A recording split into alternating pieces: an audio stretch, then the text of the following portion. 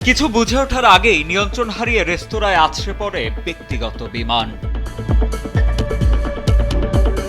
৩রা April ব্রাজিলের উপকূলীয় শহর ক্যাপাও দা কানোয়ায় ঘটে যাওয়া মর্মান্তিক সেই বিমান দুর্ঘটনায় প্রাণ হারান অন্তত ৪ জন।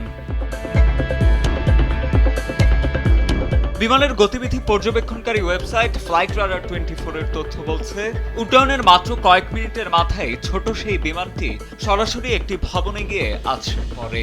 পার্শ্ববর্তী এলাকার সিসিটিভি ফুটেজে ধরা পড়ে বিমান বিধ্বস্তের ভয়াবহ দৃশ্য।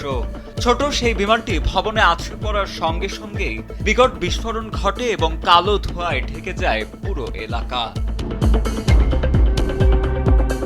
ঘটনার পরপরই আতঙ্কিত স্থানীয় বাসিন্দারা সেখানে ভিড় জমান। পরিস্থিতি নিয়ন্ত্রণে দ্রুত ঘটনাস্থলে পৌঁছায় দমকল বাহিনী ও জরুরি উদ্ধারকারী দল। বর্তমানে পুলিশের কড়া পাহারায় ভারী যন্ত্রপাতির সাহায্যে রেস্তোরাঁ ও বিমানের ধ্বংসাবশেষ সরিয়ে নেয়ার কাজ চলছে। উদ্ধারকারীদের দীর্ঘ প্রচেষ্টায় নিয়ন্ত্রণে আসে আগুনের লেলিহান শিখা।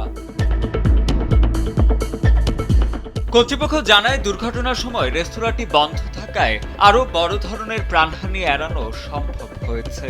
তবে বিমান ও ভবনের ধ্বংসস্তূপ থেকে উদ্ধার করা হয়েছে 4টি মরদেহ।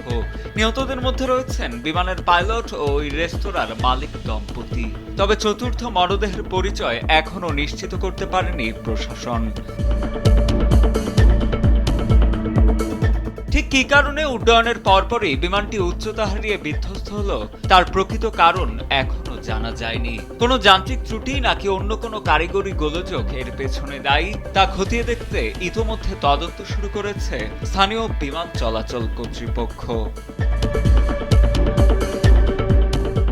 সাজিদ আনিল, ডেস্ক রিপোর্ট, সময়ের আলো।